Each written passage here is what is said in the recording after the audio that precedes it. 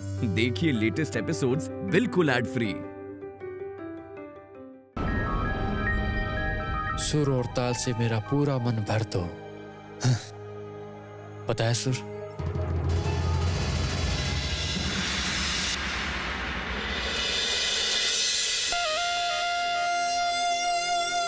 पता है सुर, तुम जब गाना गाती हो, आहा, मैं अपने सारे दुख दर्द भूल जाता हूं। तो मैंने सोच लिया है कि यह गांव हत्या की जायदाद मैं तुम्हारे नाम कर दूंगा। आपकी मेहरबानी हुजूर।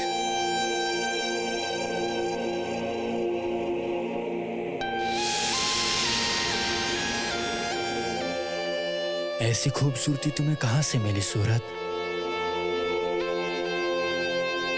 तुम्हारी खूबसूरती को देखकर चांद भी। अभय!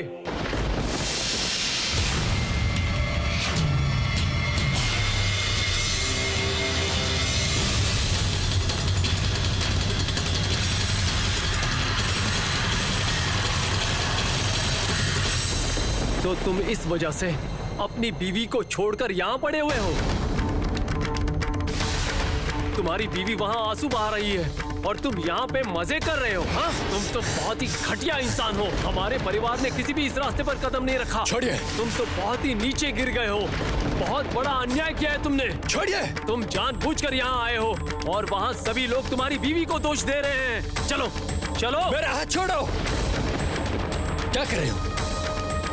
हमेशा से आप मुझे हर जगह बेइज्जत करते आए हो, लेकिन बड़े भैया हो सोचकर मैंने आज तक कुछ नहीं कहा, लेकिन अब और नहीं। क्या करोगे? क्या करोगे तुम? हाँ, क्या करोगे तुम? बताओ। हाँ, क्या करना चाहते हो तुम? चलो मेरे साथ। छोड़ो। किससे लड़ोगे? लाठी? तलवार? चलो चलो। छोड़ो मुझे। छोड़ो। छोटे मालिक, छोटे मालिक।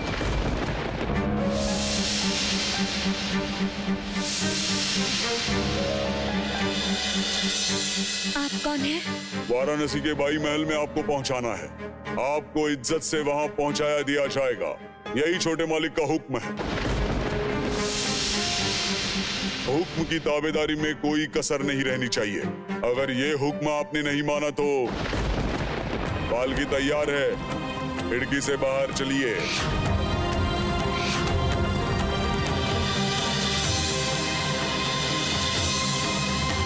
चलो। छोड़ो। चलो। छोड़ो मुझे। चलो मेरे साथ। छोड़ो मुझे। भैया मैंने कहा छोड़ो। चलो। मेरी बात सुनो। तलवार लेकर आओ। आप अपनी सीमा से आगे बढ़ रहे हो भैया।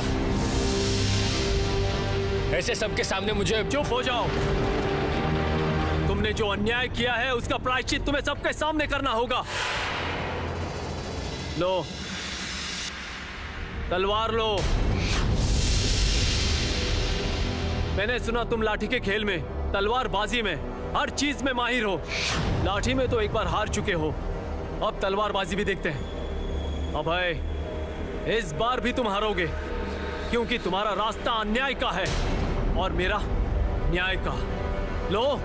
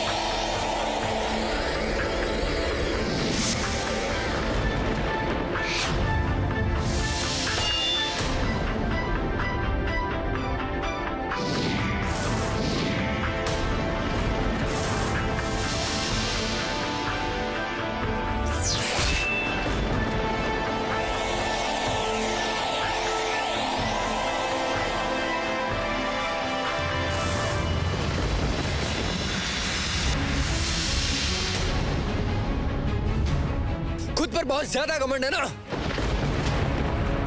आज यहीं पर खत्म कर दूंगा मैं।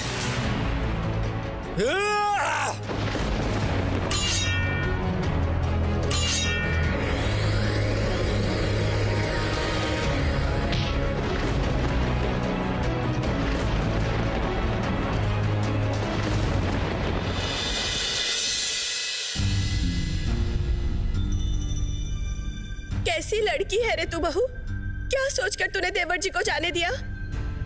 पकड़कर रोक सकती थी ना। अभय देवर जी छोटे देवर जी के सामने हमेशा अपमानित हो रहे हैं। वो तो अंदर ही अंदर गुस्सा पाल रहे हैं, तो वो कैसे चुप बैठ सकते हैं बता ना। दीदी रघुवीर हैं, वही रक्षा करेंगे, और वो कोई गलत काम करने तो गए नहीं हैं, तो उन्हें कोई परेशानी क्यों होगी? मैं मंदिर जा रही हूँ। तू भी मनी मन मेरी तरह डर रही है ना? क्यों देवर जी वो अनजान जगह पर चले गए? तू जा बहू जा, तू मंदिर जाके प्रार्थना कर जा। छोटी बहू रानी, आप अकेले क्यों हैं? छोटे मालिक कहाँ हैं? जी अष्टागार हमें अभय मालिक के पास लेकर गए थे। वहाँ पर छोटे मालिक और अभय मालिक के बीच बहुत बड़ा झगड़ा हुआ। पर क्यों? अभय देवर जी कहाँ चले गए? जी गुवाहाटी के एक घर में अभय मालिक गाना सुन रहे थे। वहीं पर छोटे मालिक और अभय मालिक के बीच बहुत बड़ा झगड़ा हुआ। छोटे मालिक उन्हें जबरदस्ती लेकर आए। अब तो वो लोग तलवार से युद्ध कर रहे हैं।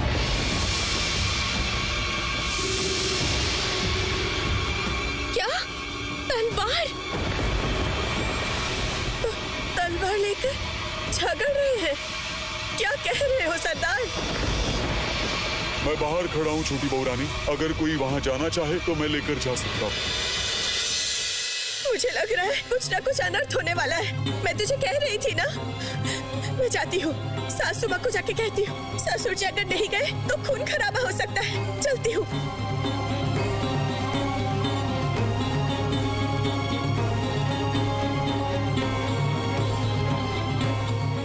हे रघुवीर,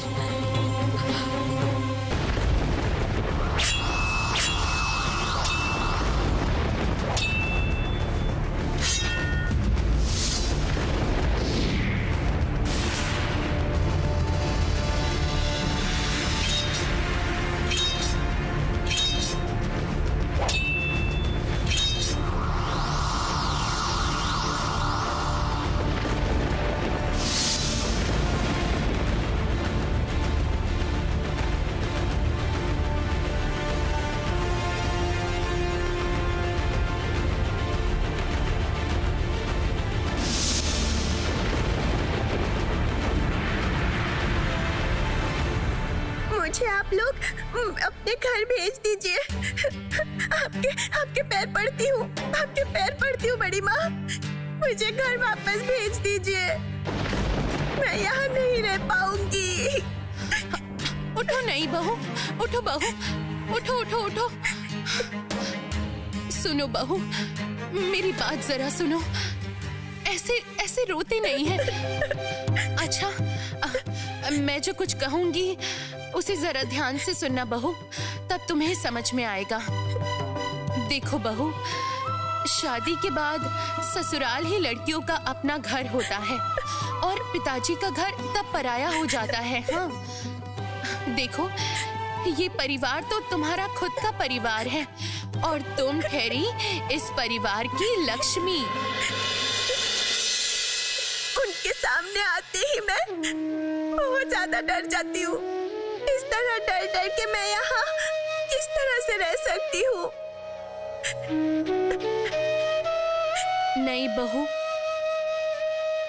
देखो बहू, अभय का गुस्सा जरा ज्यादा है। तुम्हारी ससुर और सासू माँ भी जरा सख्त किस्म के इंसान है, पर वो कोई भी बुरे इंसान नहीं है। हाँ, वो सब लोग अच्छे हैं। देखो बहू, तुम सारी बात समझ रही हो ना? तुम्हारी मायके से ससुराल वालों के साथ जरा झगड़े वगैरह हुए थे, इसीलिए ये सब अभी हो रहा है। ओ नहीं बहू, थोड़ा सह लो बहू, थोड़ा सा सह लो, सब कुछ सही हो जाएगा। देखना तुम, मैं कह रही हूँ सब कुछ ठीक हो जाएगा। ऐसे रोते नहीं है बहू। देखो बहू, मतभेद हुआ था मानती हूँ, मगर गुस्सा तो सारी जिंदगी कोई अपने दिल में लेकर नहीं रह सकता। देखना, समय के साथ साथ धीरे धीरे सब लोग हर चीज को भूल जाएंगे, गुस्सा शांत हो जाएगा। ओ नहीं बहू, और मत रो, ऐसे रो मत। अरे क्या हुआ तुम्हें? दिखाओ तो, दिखाओ दिखाओ क्या हुआ है।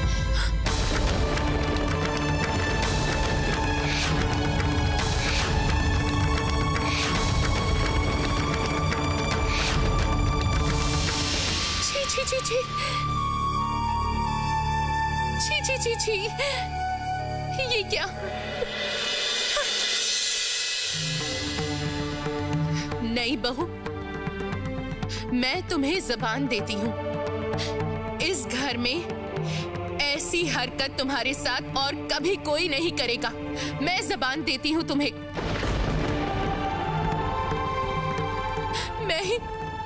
मैं ही समझ नहीं पाई बहू, समझ पाती तो तुम्हारे ससुर सासू माँ के साथ अकेले कभी नहीं रहने देती बहू, कभी कभी नहीं रहने देती।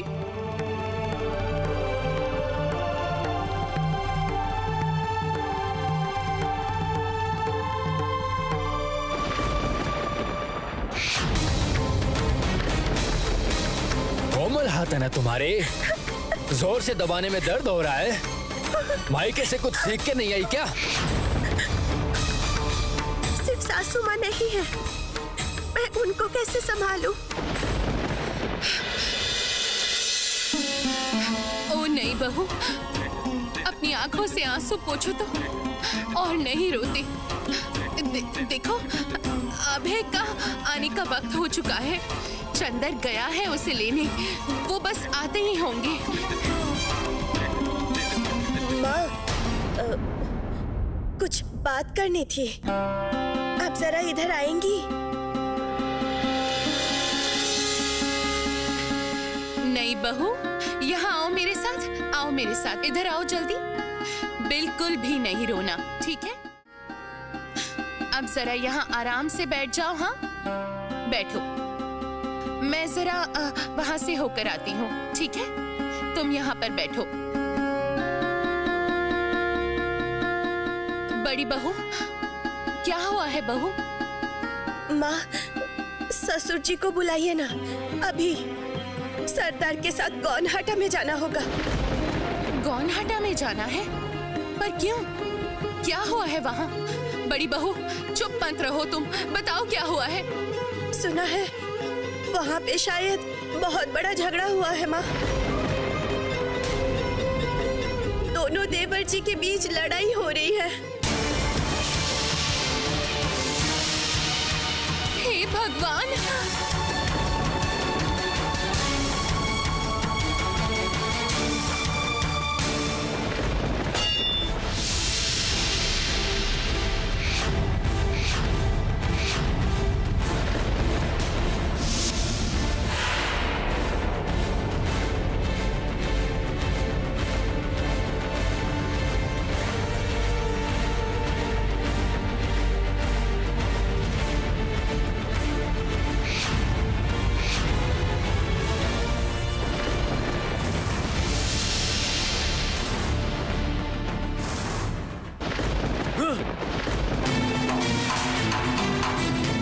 क्या शुरू किया तुमने? दास परिवार का इतना बुरा समय है कि भाई होकर खून बहा रहे हो? छी! तलवार फेंको!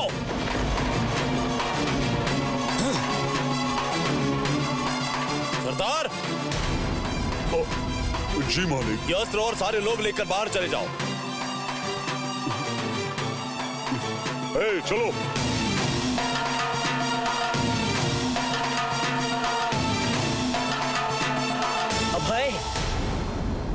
अभय, ये कैसा बर्ताव है तुम्हारा? अपने बड़े भाई पे कोई हाथ उठाता है? तुम दोनों के शरीर में एक ही परिवार का खून है। आप सिर्फ मुझे क्यों दोष दे रहे हो छोटे चाचा जी?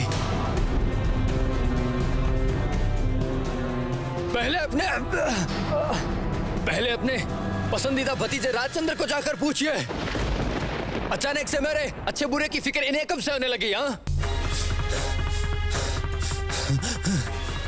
अरे इस उम्र में ये सब इन्हें शोभा देता है क्या? अभय, चुप करो, क्या बकवास कर रहे हो? ये सुनकर मुझे खुशी हुई। अभय आप सबके सामने जो कह रहा है वो सब सच है। हाँ, ये सच है। मैंने जिम्मेदारी ली थी कि अभय की जिंदगी अच्छे राह पर चले। शादी के बाद पहली रात को अपनी पत्नी को छोड़कर ये कहां रात बिता रहा था मैं आपको बता नहीं सकता। आंखों के सामने इतना बड़ा अन्याय देखकर बड़े भाई के नाते सहन नहीं कर पाया।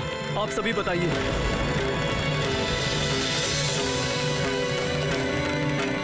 आज तक हमारे परिवार में किसी लड़के का सम्मान किया गया है?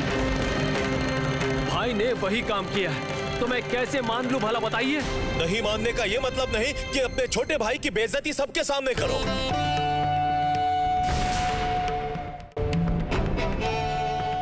अभय, मैं तुम्हें भी कह रहा हूं, अपने परिवार की लड़कियों का सम्मान करना सीखो। उनके आंखों में आंसू परिवार में अमंगल लाता है।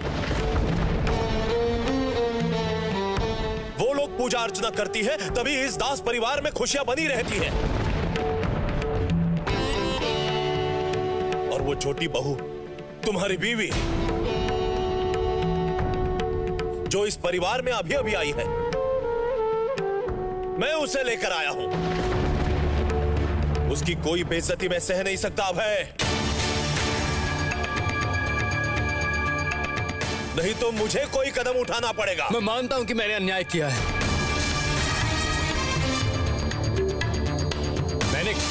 मैंने गलती की है, मुझसे अन्याय हुआ है। परंतु दादा ने जो मेरी बीवी के सामने मुझे थप्पड़ मारा वो अन्याय नहीं है क्या? अन्याय है, निश्चित अन्याय है। चंदर के इस व्यवहार का मैं बिल्कुल समर्थन नहीं करता। चंदर, अगर तुम्हें कुछ कहना ही था अभय से तो तुम उसे अकेले में बुलाकर नहीं बोल सकते थे? सबके सामने ये करने की क्या जरूरत थी? हम लोग व्यापार देखेंगे या तुम लोगों का झगड़ा मिटाएंगे? मैं एक बात साफ साफ कह देता हूं तुम दोनों भाइयों को, इस घटना की पुनरावृत्ति इस घर में बिल्कुल नहीं होनी चाहिए।